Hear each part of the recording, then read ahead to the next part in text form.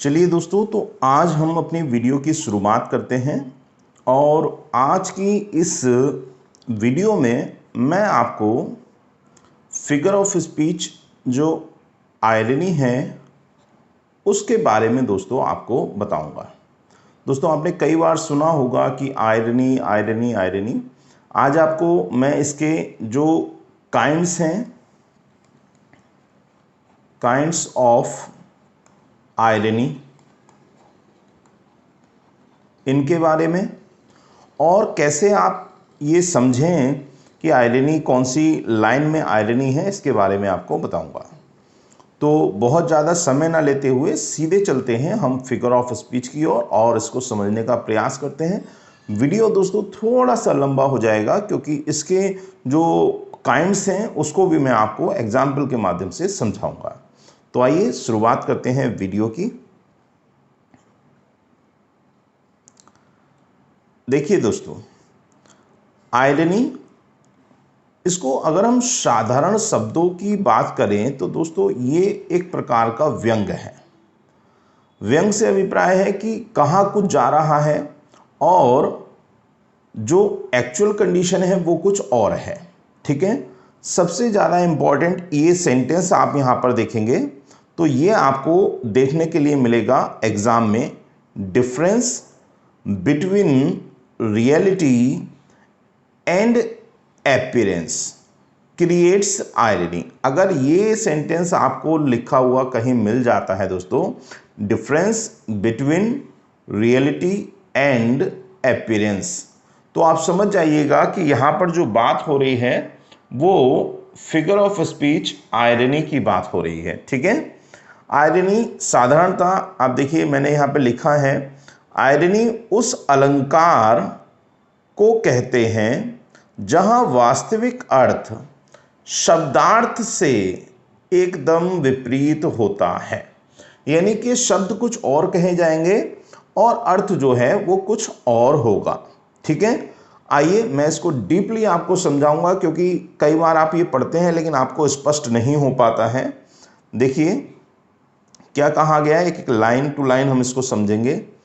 Irony is a figure of speech, irony एक प्रकार का अलंकार है, इन विच, जिसमें देयर इज ए कंट्राडिक्शन, वहां पर एक विरोधाभास आपको देखने को मिलेगा स्पीच के अंदर, ऑफ एक्सपेक्टेशन, आशा का, बिटवीन व्हाट इज सेड, जो कहा जा रहा है, and what is really meant, और जो वास्तविक अर्थ है। दोस्तों इस बात को आप समझिए कि अंतर कहाँ, विरोधाभास कहाँ देखने को आपको मिलेगा। विरोधाभास आपको देखने को मिलेगा जो कहा जा रहा है उसमें और जो वास्तविक मीनिंग है उसमें। It is characterised by an incongruity, a contrast between reality and appearance. देखिए ये सेंटेंस मैं बार बार इसमें काफ़ी फोकस कर रहा हूँ दोस्तों। अगर कहीं पर आपको ये लिखा हुआ मिल जाए कि difference between reality and appearance, तो आप तुरंत समझ जाइएगा कि यहाँ पर आयरनी की बात हो रही है। ठीक है, अभी हम इसको एग्जाम्पल के माध्यम से समझेंगे। अब देखिए दोस्तों, there are 3 types of irony. अब यह भी आपको समझना है कि आयरनी जो है उसके दोस्तों 3 प्रकार होते हैं। कौन कौन से? पहला है वर्बल, फिर दूसरा है दोस्तों ड्रामेटिक आयरनी, और तीसरा होता है दोस्तों सिचुएशनल आयरनी। तो अगर कोई आपसे काइंड पूछता है या आपको कहीं आ जाता है एग्जाम में, तो आयरनी के 3 प्रकार होते हैं। पहला वर्बल आयरनी, दूसरा ड्रामेटिक आयरनी और तीसरा सिचुएशनल आयरनी। तो सबसे पहले तो आपको ये परिभाषा याद रखनी है, difference between reality and appearance creates irony. ठीक है, जो कहा जा रहा है वो और जो दिखाया मतलब रियल में है उसमें जो अंतर है वही आयरनी कहलाता है। आइए अब मैं आपको वर्बल और ड्रामेटिक और सिचुएशनल आयरनी के बारे में समझाता हूं। एक चीज आपको यहां पर थोड़ा सा स्पष्ट कर दूं दोस्तों, ये एक ऐसी फिगर ऑफ स्पीच है, आयरनी एक ऐसी फिगर ऑफ स्पीच है कि अगर कोई पंक्ति दी गई है और आपको उस पंक्ति का अर्थ नहीं पता है, ध्यान दीजिएगा, कुछ फिगर ऑफ स्पीच ऐसी होती है जिनमें आप अगर अर्थ नहीं भी पता है तो इंडिकेटिंग वर्ड्स के माध्यम से आप समझ लेते हैं कि कौन सी फिगर ऑफ स्पीच है। लेकिन आयरनी एक ऐसी फिगर ऑफ स्पीच है जिसमें अगर आपको बैकग्राउंड नहीं मालूम है, जो भी कोट आपको दिया गया है, तो फिर आप उसमें नहीं बता सकते हैं कि यहाँ पर आयरनी है या नहीं है। ये विशेष बात है आयरनी फिगर ऑफ स्पीच की। तो आइए आगे चलते हैं।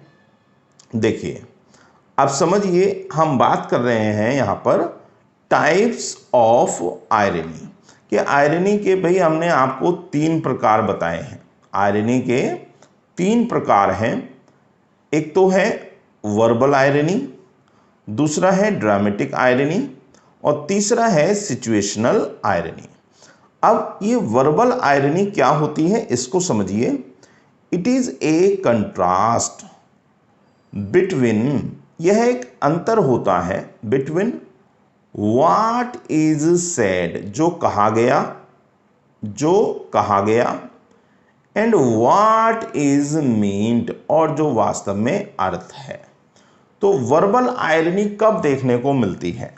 वर्बल आयरनी से अभिप्राय है कि जो कहा जा रहा है वो और जो वास्तविक अर्थ है वो, उन दोनों में जो अंतर है वही वर्बल आयरनी कहलाता है।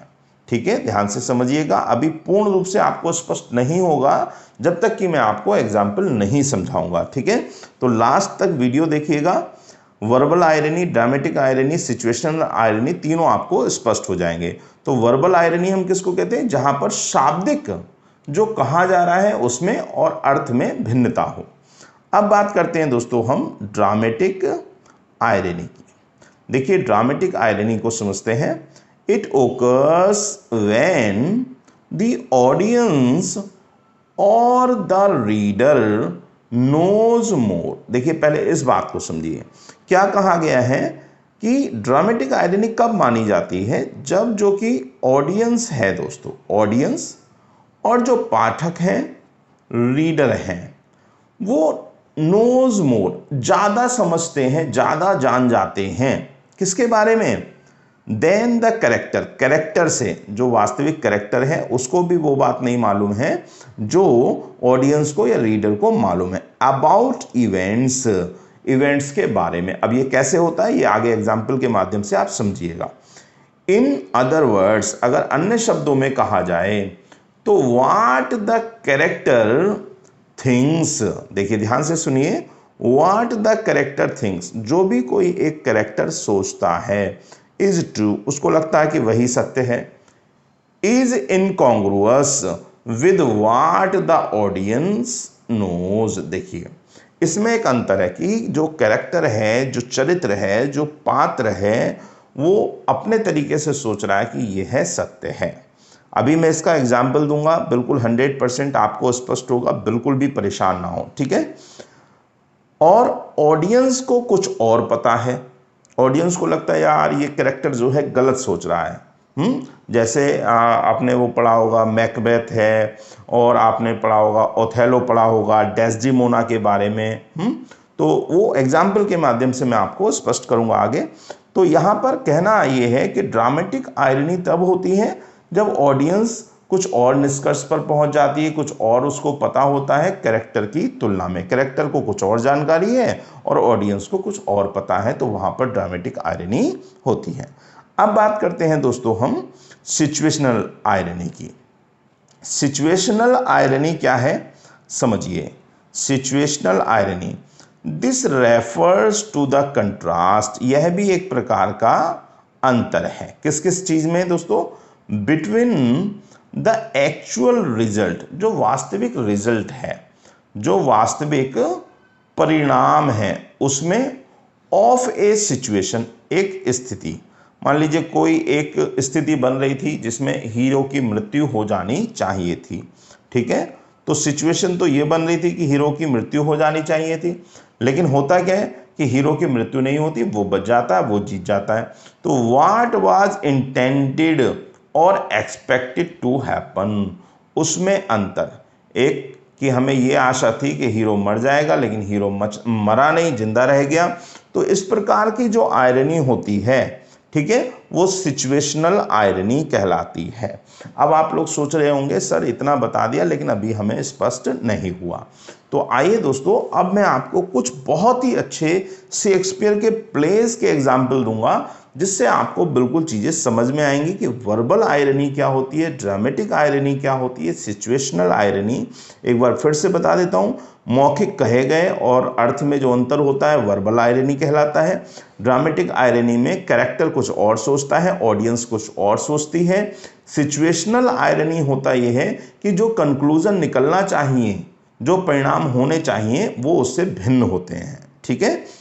तो आइए एक एक एग्जाम्पल मैं लेता हूं। सबसे पहले एग्जाम्पल मैं लूंगा दोस्तों जूलियस सीजर का। Example of irony, Julius scissor.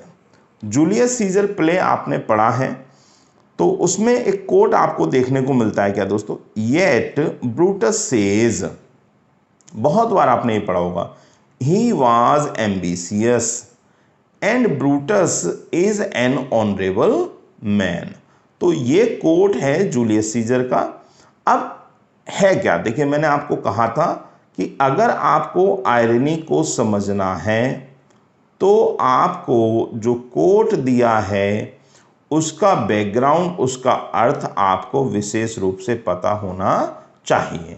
अगर उसका अर्थ आपको नहीं पता है तो फिर आप नहीं समझ पाएंगे कि इसमें आयरनी है या नहीं है।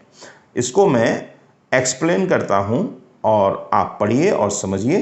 देखिए, in Julius Caesar Shakespeare uses irony. Julius Caesar में शेक्सपियर ने आयरनी का यूज किया है to create Mark Antony's cutting funeral oration.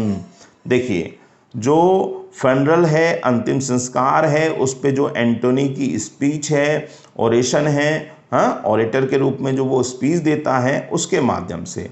और उसमें क्या कहा है उसने कहा है येट ब्रूटस सेज, ब्रूटस कहता है, ही वॉज एम्बिशियस, कि वह महत्वाकांक्षी है, इतना महत्वाकांक्षी है कि उसने सीजर की हत्या कर दी। And Brutus is an honourable man. अब देखिए दोस्तों, the repeated assertion of Brutus honesty against the backdrop of half truths serves the undermine Brutus word in the minds of the assembled friends Romans and countrymen. अब देखिए क्या कहा गया है। Actual में सबको मालूम था कि जो ब्रूटस है, ब्रूटस ने ही क्या किया है, सीजर की हत्या की है। और चूंकि एंटोनी डायरेक्टली स्टेज पर ये नहीं कह सकता कि ब्रूटस ने हत्या की है, क्योंकि स्थिति ये थी कि अगर एंटोनी ऐसा बोल देता तो ब्रूटस जो है वो हत्या करवा देता, किसकी, एंटोनी की। तो इसलिए वो इनडायरेक्ट वे में शाब्दिक रूप से कुछ कहना चाहता है, और वो कहता है Brutus says he was ambitious, कि भाई वो महत्वाकांक्षी है, उसने देश के लिए राजा की हत्या कर दी। ही वाज एम्बिशियस, एम्बिशियस, ये जो ही शब्द है दोस्तों, ये किसके लिए आया है, ये जूलियस सीजर के लिए प्रयोग किया गया है, कि मैंने जूलियस सीजर को मार दिया इसलिए क्योंकि मुझे मालूम था वो बहुत ज़्यादा महत्वाकांक्षी हो गया था। And Brutus is an honourable man, और ब्रूटस क्या है, एक सम्मानित व्यक्ति हैं। तो एंटोनी अपने शब्दों से के माध्यम से कहना चाहता है कि उसने यहाँ पर तो सम्मान दिया है, क्या दिया है, सम्मान दिया है दोस्तों, किसको, ब्रूटस को, परंतु वास्तविक रूप में वो कहना चाहता है कि सीजर की हत्या करने वाला और कोई नहीं बल्कि ब्रूटस ही है। तो यहाँ पर आयरनी क्रिएट हुई, जो कहा गया वो कुछ और है, जो वास्तविक अर्थ है वो कुछ और है। तो ये एक एग्जाम्पल है दोस्तों वर्बल आयरनी का। आयरनी का एग्जाम्पल है, उसमें भी आपसे पूछा जाता है तो वर्बल आयरनी का। आइए और समझते हैं। देखिए बहुत ही अच्छा एग्जाम्पल है Romeo and Juliet. Romeo and Juliet play आपने पढ़ा होगा। आई विल नॉट मैरी येट, कौन कहता है ये? देखिए Juliet I will not marry yet and when I do, पहली बात तो कि मैं शादी नहीं करूंगी, ठीक। एंड व्हेन आई डू, और यदि मैं शादी करूंगी, आई स्वेयर, मैं कसम खाती हूं, इट शैल बी रोमियो, मैं क्या कसम खाती हूं? इट शैल बी रोमियो, ये रोमियो होगा। whom you know, जिसको तुम जानती हो कि आई हेट, मैं नफरत करती हूं, रेदर देन पेरिस, किससे? पेरिस से ज़्यादा। तो ये बात जूलियट कहती है, और जूलियट कह रही है कि आई विल नॉट मैरी, मैं शादी नहीं करूंगी, और अगर शादी करूंगी तो मैं कसम खाती हूँ रोमियो से करूंगी, और आपको पता ही है कि मैं रोमियो से कितनी नफरत करती हूँ, इतनी नफरत जितनी पेरिस से जो मैं नफरत करती हूँ उससे भी ज़्यादा नफरत मैं उससे करती हूँ। परंतु सबको मालूम है, क्या मालूम है? कि Juliet is going to marry with Romeo. आइए समझते हैं। This Shakespeare play is full of irony.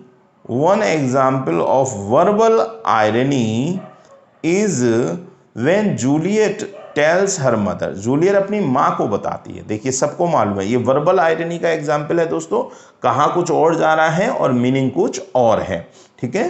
When Juliet tells her mother I will not marry yet, कि मैं शादी नहीं करूंगी। एंड व्हेन आई डू, और जब मैं ऐसा करूंगी, आई स्वेयर, मैं कसम खाती हूं, इट शैल बी रोमियो, वह रोमियो होगा, क्योंकि आपको पता है when you whom you know I hate, क्योंकि तुमको मालूम है कि मैं उसको पेरिस से भी ज़्यादा नफरत करती हूँ। वो अपनी माँ से कहना चाह रही है, माँ चिंता मत करो, मैं पहली बात तो शादी नहीं करूँगी, और मैं शादी करूँगी तो रोमियो से नहीं करूँगी, किसी और से करूँगी। But in reality, but the readers know, परंतु सब जिन्होंने प्ले पढ़ा है उनको मालूम है दैट जूलियट इज प्लानिंग, कि जूलियट तो पहले से ही प्लान कर चुकी है टू मैरी रोमियो, रोमियो से शादी करने का। दैट वेरी नाइट, उसी रात को, शी इज थ्रोइंग शेड, वो तो दुविधा में डाल रही है, गुमराह कर रही है, एट हर मॉम, अपनी माँ को। तो कहाँ कुछ और जा रहा है, मीनिंग कुछ और है। Difference between appearance and reality creates irony and this is the example of verbal irony। उसने कहा कि मैं शादी नहीं करूंगी और एक्चुअल में वो शादी करने जा रही है। ठीक है दोस्तों, अगली इसी में और आपको मैं कुछ समझाना चाहता हूं कि इसी में सिचुएशनल आयरनी है। ये बहुत ही अच्छा एग्जाम्पल है सिचुएशनल आयरनी का। कैसे, आइए समझते हैं। देखिए the play itself is a form of situational irony, कि जो पूरा प्ले है दोस्तों ये सिचुएशनल आयरनी है। कैसे है situational irony? You think it is a love story. जैसे ही हम प्ले को पढ़ना शुरू करते हैं तो हमारे दिमाग में एक पिक्चर बन जाती है कि यार रोमियो एंड जूलियट ये तो एक लव स्टोरी है। देखिए ध्यान से सुनिएगा कि जब हम कुछ और आशा करें और रियलिटी में कुछ और निकल जाए कंक्लूड करते हुए, तो समझिएगा वहाँ पर सिचुएशनल आयरनी होती है। तो जब हम प्ले की शुरुआत करते हैं तो हमको लगता है कि this is a love story about Romeo and Juliet, but it is actually a tragedy. परंतु जब हम इसको पूरा पढ़ते हैं तो अंत में हमको ये पता लगता है कि this is not a love story, बल्कि ये क्या है, एक ट्रेजेडी है। द टू लवर्स, जो टू लवर्स हैं रोमियो और जूलियट हैं, एंड अप डेड, वो दोनों ही मर जाते हैं इन द एंड। और निश्चित रूप से certainly not a typical love story. तब हमको पता लगता है यार ये तो लव स्टोरी है ही नहीं, लव स्टोरी थी लेकिन ये तो दोनों मर गए। तो ये ट्रेजेडी में बदल जाती है। हमारी आकांक्षाओं के विपरीत इसकी एंडिंग होती है। इस प्रकार की जो आयरनी है वो सिचुएशनल आयरनी कहलाती है। अब आपको दोस्तों मुझे उम्मीद है जरूर समझ में आ गया होगा कि आयरनी क्या होती है और सिचुएशनल आयरनी, वर्बल आयरनी क्या है। आइए कुछ और एग्जाम्पल हम लेते हैं। एक एग्जाम्पल लेते हैं हम ओथेलो से। देखिए ओथेलो में बड़ा ही सुंदर एग्जाम्पल है, बहुत ही अच्छा है। ओथेलो प्ले आपने पढ़ा है, डेस्डिमोना और ब्लैक ओथेलो की कहानी है। In this Shakespeare play Othello believes that Desdemona has cheated on him. Othello सोचता है कि जो डेस्डिमोना है उसने मेरे को धोखा दिया है। क्या दिया है भैया? धोखा दिया है। ठीक है, और वो उस पर शक करने लगता है। थैंक्स टू यागो, और शुक्रिया अदा करता है किसका? यागो का। हु लाइज, वास्तव में जिसने क्या किया है? झूठ बोला है। किससे? टू ओथेलो, ओथेलो से। अबाउट हर सपोज्ड इनफाइडेलिटी, देखिए उसने अपनी जो कर्तव्य परायणता थी उसका फायदा उठाते हुए ओथेलो को चीट किया। लेकिन on the other hand Othello सोच रहा है कि मेरे को तो धोखा दिया है किसने? डेस्डिमोना ने। ठीक है, रीडर्स नो, अब देखिए समझिए, readers and audience members know, सबको ये बात मालूम है। सबने प्ले पढ़ा और एक्चुअल में सबको मालूम है कि जो चीटर है वो डेस्डिमोना नहीं है। डेस्डिमोना चीटर नहीं है, बल्कि चीटर एक्चुअल में कौन है? इयागो है। परंतु ओथेलो जो है वो चीटर समझता है किसको? डेस्डिमोना को। और इस कैरेक्टर की तुलना में रीडर्स यानी पाठकों को, ऑडियंस सुनने वालों को, मेंबर्स सदस्यों को, हमको ये बात मालूम है कि इयागो ने चीट किया है ओथेलो को, डेस्डिमोना ने चीट नहीं किया है।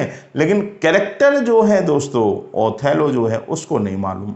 तो जब पात्र कुछ सोचता है और हकीकत में ऑडियंस को कुछ और सही मालूम है, जो सही बात है वो मालूम है, तो ऐसी जो आयरनी है दोस्तों वो क्या कहलाती है? Example of dramatic irony. इस प्रकार की आयरनी को हम ड्रामेटिक आयरनी कहते हैं।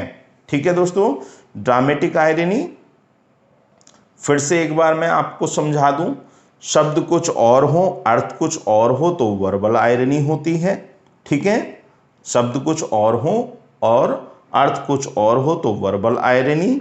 और उसके बाद दूसरा है ड्रामेटिक आयरनी। ड्रामेटिक आयरनी तब होती है दोस्तों जब कैरेक्टर, जो पात्र है वो कुछ और समझ रहा है और हकीकत ऑडियंस को मालूम है वो कुछ और है। ठीक है, तीसरा होता है दोस्तों, जो तीसरी आयरनी है वो है सिचुएशनल आयरनी। सिचुएशनल आयरनी में हमको कुछ और लगता है और कंक्लूजन कुछ और निकलता है। ठीक है, जैसे हमने अभी ऊपर बात की थी, रोमियो एंड जूलियट को पढ़ते समय हमको लगता है कि ये लव स्टोरी है, लेकिन बाद में हमको पता लगा कि ये एक ट्रेजेडी है। आइए मैकबेथ से एक एग्जाम्पल लेते हैं। ठीक है, इसमें आप समझिएगा, बहुत ही अच्छा एग्जाम्पल है इसका भी।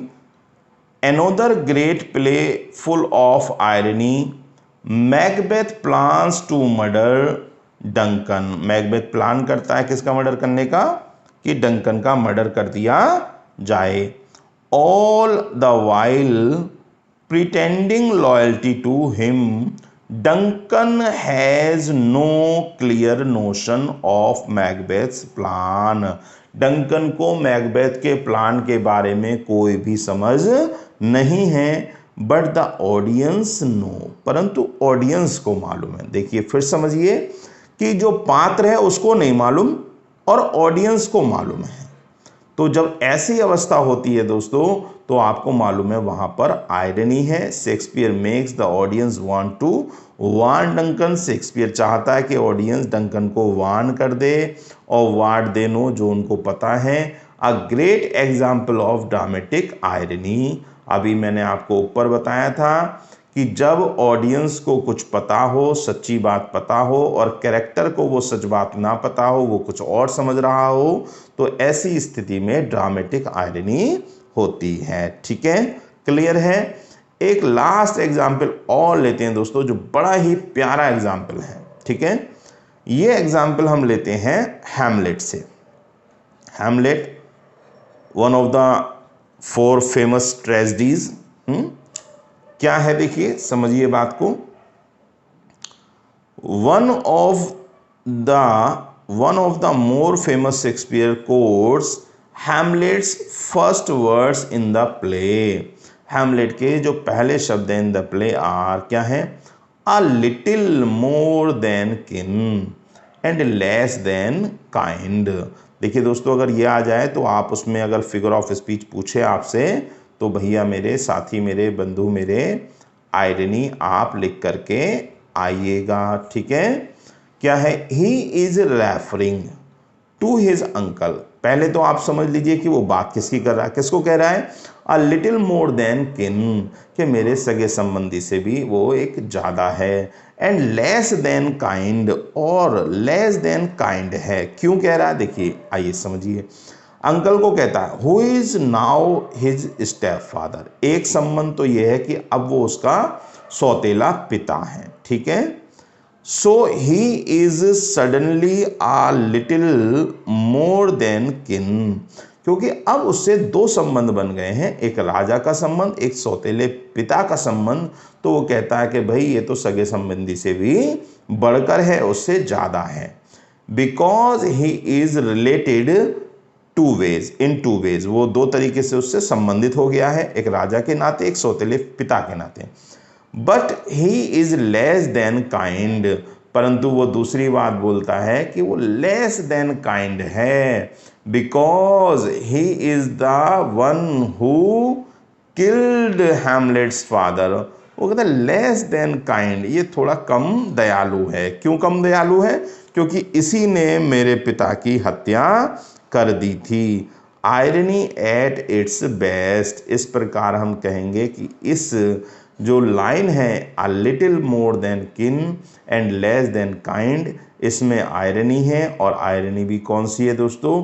वर्बल आयरनी है, क्योंकि मीनिंग कुछ और है और कहा कुछ और जा रहा है और अर्थ कुछ और है। तो मुझे उम्मीद है दोस्तों कि आपको ये समझ में आया होगा, और समझ में आया हो तो दोस्तों मुझे कमेंट करके आप ज़रूर बताइएगा कि सर हमको ये समझ में आ गया। इसी प्रकार मैं कोशिश करूँगा आपको, और जो फिगर ऑफ स्पीच हैं उनको मैं आगे आपको प्रोवाइड करता रहूँ। थैंक यू, धन्यवाद।